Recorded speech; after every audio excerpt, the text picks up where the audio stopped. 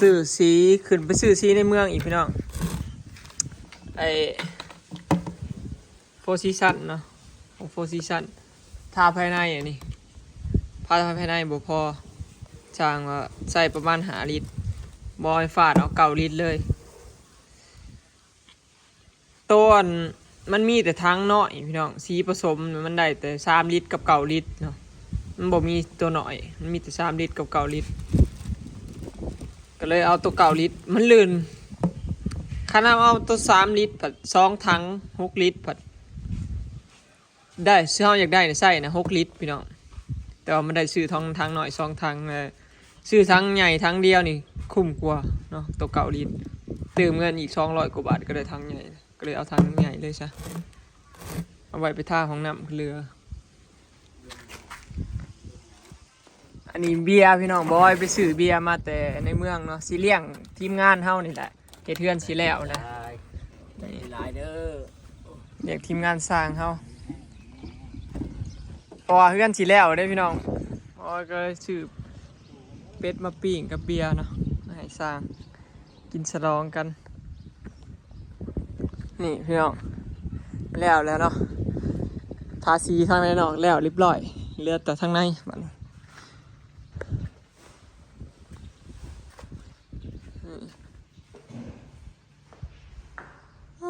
ขาวสะอาดตาดีงาม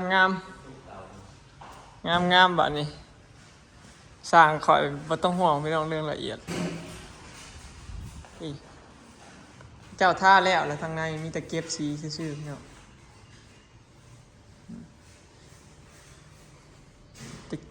ไม่ต้องห่วงย่านซีเวิร์ดพอซื้อมา9 ลิตร30 เก็บอ่ะ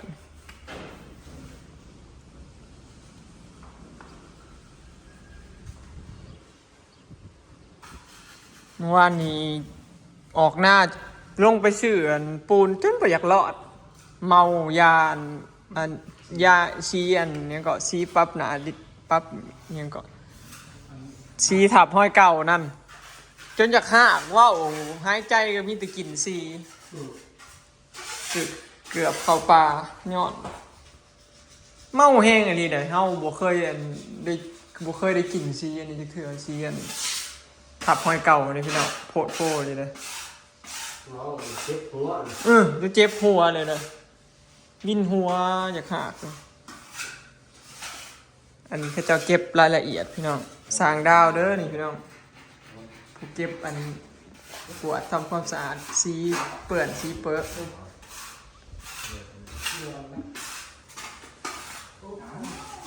อันนี้ห้องอีเมลห้องแม่รวยนี่เพดานกระใสไม้ทาสีเรียบร้อยเห็นไหมพี่น้องอันนี้เรียกกระเจ้าชิยิงขอบใส่น้ำหลังเนาะหักทาสีเด้อห้องใหม่แม่รวย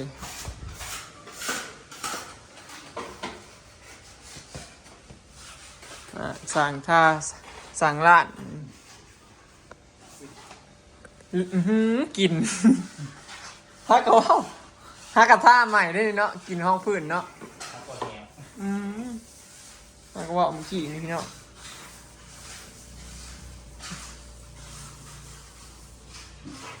ใครดอกมีแนวล่างชั้นพิษแล้ว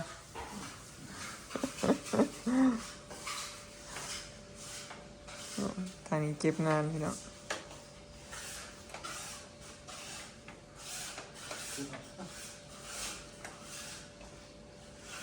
เอาแบบศิลปะ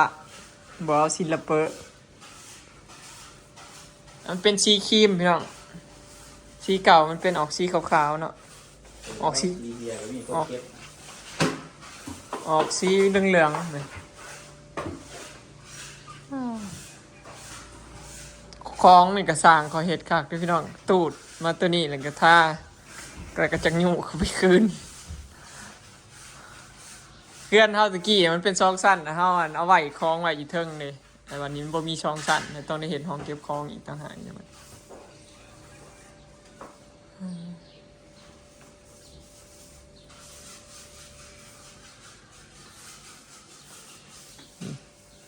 ผู้เก็บงาน2 คนพี่น้องสร้างนู้นกับสร้างแปร อีสั่งแปรเก็บงานใครอยู่เข้าเจ้าได้ท่านำกันเบิดเลยมือนะเข้าเจ้าแยกกันเห็ดหองกันห้องแน่ทาสีแน่มันก็เลยสะเลยพี่น้องกับผู้เจาะประตูแน่เนาะมือนี้เข้าเจ้าท่านำกันแบบนี้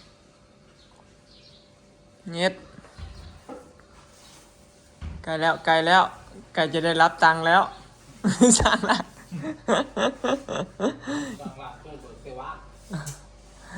ฝ้าเบิกไม่ใช่เบิกไปเมียเลยมันไปเบิร์ดคือเก่าแหละ เงินบ่ได้เว้าเนาะบ่ได้มีผู้จัดการเนาะเอาไปแล้วก็บ่ได้ไปเมียก็บ่ไปให้ทุกมัน เป็นเท่านั้นบ่ ให้ไปก็ได้ เจ้าอะไร แม่น เอาเมื่อยเมียกับเบา ไปให้ทุกมัน โอ้ย คุณแล้วอยู่ห้างค้าห้างตลาด โอ้ตายแล้ว เงินมันก็ ชุบเจ้า เงินมันจักสิอยู่ในไผก็ว่า มันบ่มีชื่อเฮาในนั้นเนาะ แม่น เนี่ยได้ใส่ให้เขาบอก ไปให้ทุกมัน เอาเงินมาให้เมียไปให้ผู้ใหม่โอ้ย พวกก็หาเงินพวกก็บ่เอาเงิน ให้เมียอีก เมียก็บ่เอา เมียกับเบ้าให้ผู้ใหม่ไปให้เขาจะตลาดนะโอ้ตายแล้ว แต่เขาเลยมีเพื่อนมาก คนเฮานี่จักสลัดหรือแนวใดเนาะป้าน่ะเป็นแบบมนุษย์นี่สลัดที่สุดพอ หากเอาเกียบไปแลกเอาของบ่ครับมนุษย์เฮานี่สลัดสุด เอาเงินไปซื้อใบไม้ เอาเงินไปซื้อใบไม้อันสั่งปุ๊วันนั้นเนาะเอาเงินไปซื้อดังใบไม้เดี๋ยวสิพาไปเบิ่งสั่งชุดหล่อพี่น้องสั่งปุ๊ก็สั่งเท้าพี่ของเบิ่งพี่น้องสีอันห้องครัวนี่ใส่เป็นสีเทาเด้อพี่น้องเฉพาะห้องครัวนี่ผมมันเปื้อนเนาะมันสิแบบเปื้อนง่ายแล้วก็มันเป็นบ่อนห้องครัวมันสิเปื้อนที่ดำแบบฐานไฟอหยังหั้นนะเลยเป็นสีเทาเบิดเลยผู้สร้างคนป้ายเอามาฮอดพี่อย่างนี้ต้องห่วงทาสีเทาพี่น้องห้องครัวนะอยู่ห้องกับสีท่ากันพี่น้องโอ้2 คนนี่เขาไปรีเห็นยังกันอยู่ในห้องน้ำบ้านกิฟสีเพื่อสร้างเท้าอยู่ในห้องน้ำแล้วเราท่าผู้เดียวเราคอเมา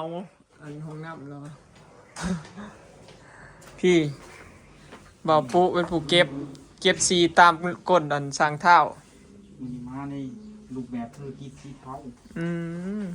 ธุรกิจสีเท้าบ่ มาในรูปแบบธุรกิจที่เขา อ๋อถ้าไปทำมาผันหนามืดสีเท้าแล้วเนาะ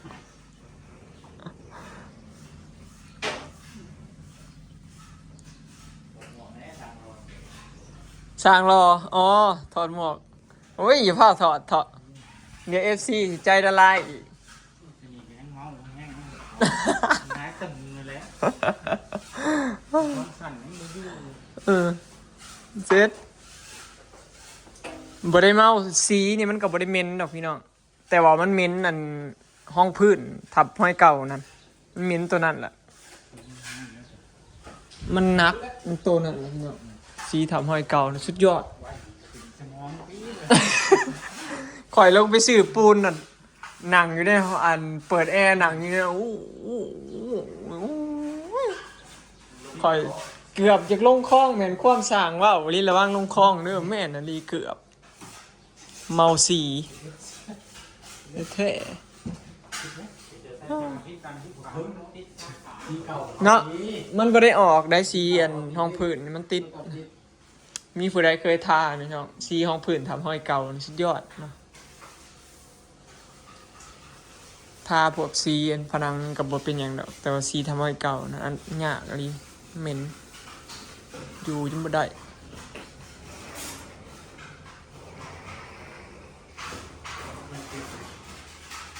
เก็บสี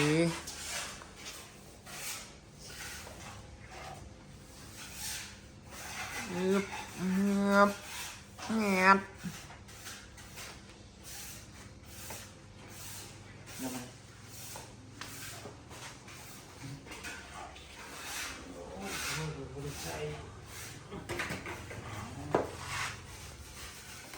เป็นหลังอ่ะ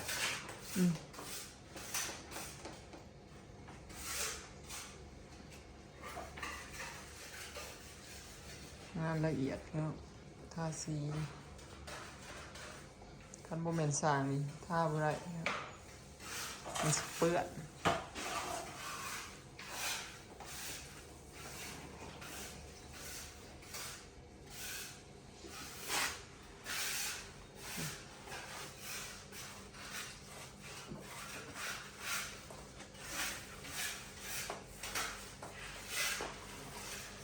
ชาวร้อยเพื่อห้องที่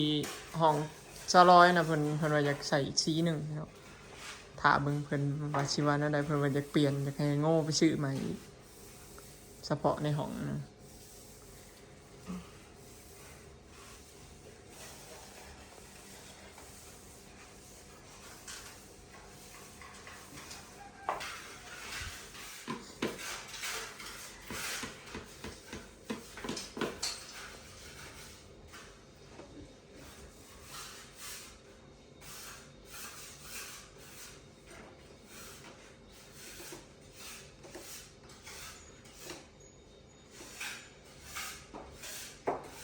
มันถึกแสงแดดแล้วมันก็ได้อย่างออกสีขาวๆอย่างที่จริงเป็นสีครีมเลย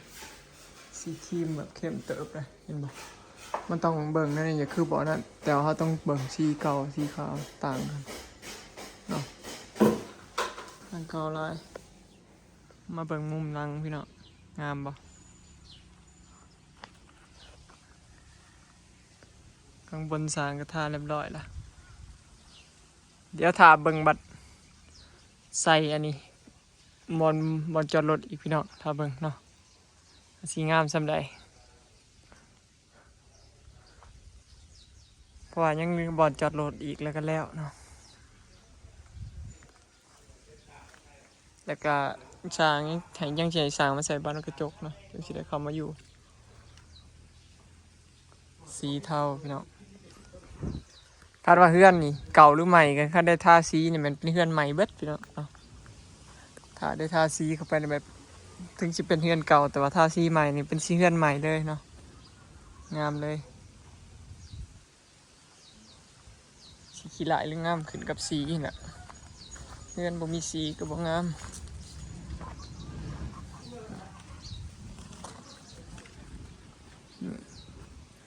อันนั้นมุมกลางแจ้งพี่น้องถือแดดมันก็สิเป็นสีหนึ่งนี่เลย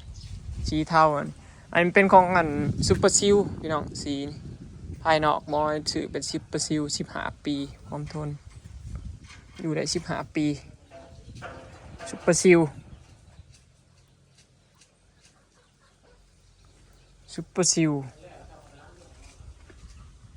สีเทามันเป็นสีกึ่งเงาพี่น้องสามารถอันเช็ดได้เนาะล้างได้เช็ดได้ทำความสะอาดได้เนาะ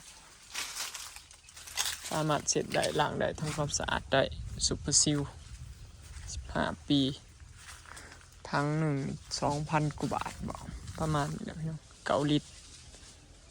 สีผสมนะมันมีแต่9 ลิตรเนาะลายชุด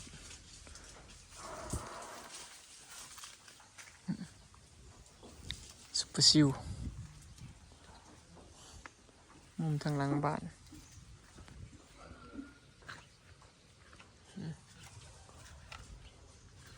งามพี่น้องออกมาตามแบบเลยเนาะโอเคเลยงามถึกใจบอยพี่น้องบอยเป็นคนเลือกเองเด่นสีทางนอกทางในนะชาวร้อยเลือก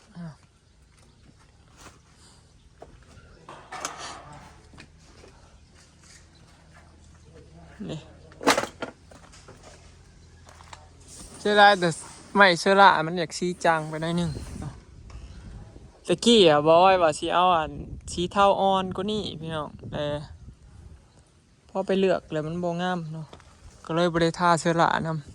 ำความคิดตะกี้อ่ะนะว่าเท่าพ่อเขาไปเลือกสีตัวบ้านดีๆนะห้าพันมันหมักสีนี่ได้พี่น้องตะกี้ว่าสีเอาอันนั้นตอนที่บท่านเลือกสีเฮือนนะเขาใส่ไม้เชื่อละนะเชล่าเนี่ยมันก็มีแต่สีเทาอ่อนนั่นนี่เดี๋ยวมันมีสีอื่นเลยเชล่านะเฮาผัดจากได้สีเทานะพี่น้อง เพราะแม่เขาอยากได้สีตามแบบเขาต้องได้ทาเสื้อลานำเนาะเดี๋ยวบอยบัดอนาคตจังว่ากันให้เฮือนแล้วก่อนซะเอาไว้ทาน้ำหลังก็ได้เนาะทั้งเทิงบอยสีทาสีนี่แหละตัวสีในแอลมันนี่ขึ้นไปทาต้นใส่เสื้อละเนาะให้มันตัดกับตัวหลุมกับตัวเทิงเอาไว้อนาคตจ้ะเนาะเขาคอยเห็ดไปทีละหน่อยเพราะว่าเลือกสีนี่ก็เกือบ3 ชั่วโมงเลือกกับสลอยเลือกสีอยู่ตัวบาทเนี่ยเป็นอีกอย่างที่แบบเลือกยากแฮงเนาะพี่น้องมีผู้ใดก็เลือกสีเฮือนยากคือกันกระบอยอยู่บ่เลือกแล้วเลือกอีกอยู่ถ้าเลือกสีผิดชีวิตเปลี่ยนแล้วได้ เลือกสีผิดเฮือนชีวิตเฮือนเปลี่ยนแล้วได้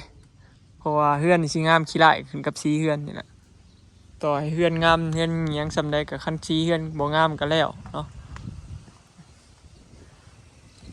พอเลือกออกมาสีนี่ก็ยังบ่มั่นใจว่ามันสิคือในรูปที่เราอยากได้บ่พอทาออกมาแล้วโอเคเลยเนาะตรงตามแบบที่บ่อยากได้เป๊ะเนาะเดี๋ยวเสื้อละเดี๋ยวสิทาน้ำหลังเนาะเดี๋ยวสิทาให้มันเป็นเข้มคือสีแอลมันนี่เพราะว่าบ่ก็บ่มั่นใจในสีแอลมันนะก็ว่าบ่ได้ทาเสื้อละไว้เพราะว่าคันเฮาทาไม้เสื้อละไว้เฮาต้องเอาสีแอลมันสีคือกับเสื้อละเด้พี่น้องมันต้องตัดกันแนวนี้เนาะต้องสีเดียวกันเนาะก็เลยว่าบริทาเสละแหละที่เห็นแล้วเนาะไว้ทาน้ำลังซะเลือกยากยังว่าสีเลือกไปเฮงเลยว่าสีได้สีนี่บ่แม่นง่ายพี่น้องเลือกแล้วเลือกอีกอยู่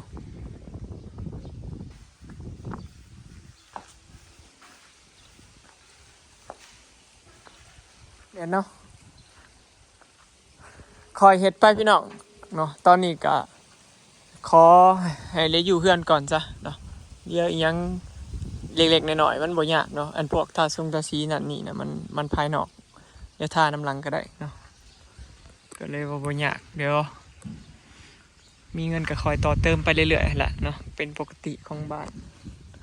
เฮ็ดไปซ้ำแฮงเฮามีซ้ำเฮาไหวเนาะบ่เข่งบ่เครียดกับบ้านเฮ็ดไป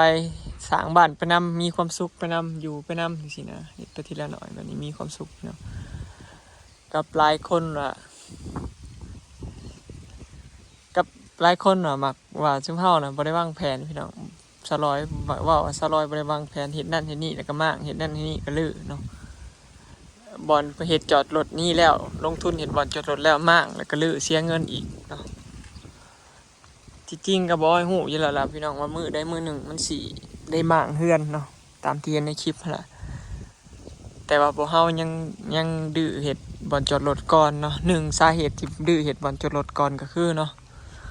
เฮาบ่มีบ่อนจอดรถพี่น้องเนาะถ้าเฮาบ่เฮ็ดนี่เฮาสิจอดรถใช้ก็บ่ได้เนาะเพราะว่ารถเว้าตรงๆซะพี่น้องรถใหญ่เฮามันราคาแพงหันนะเฮาสิไปจอดตากแดดมั่วซั่วนี่มันก็เสียดายเด้กว่าสิหาได้รถคันหนึงหั่นนะเว้าตรงๆซะคันแม่นว่าให้คันแม่นบ่ได้เฮ็ดงานหั่นนะ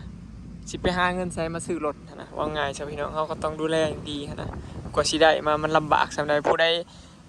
ใดที่หาเงินซื้อรถซื้อร่างเองหาเองถูกบาทถูกสตางค์สิเข้าใจว่ากว่าสิได้รถคันหนึ่งนะบ่แม่นง่ายพี่น้องต้องผ่อน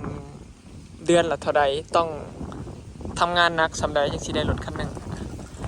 บอยเกาะอันนี้ออกมามันก็บ่ได้แพงนะ10,000 กว่าบาทเองคือว่า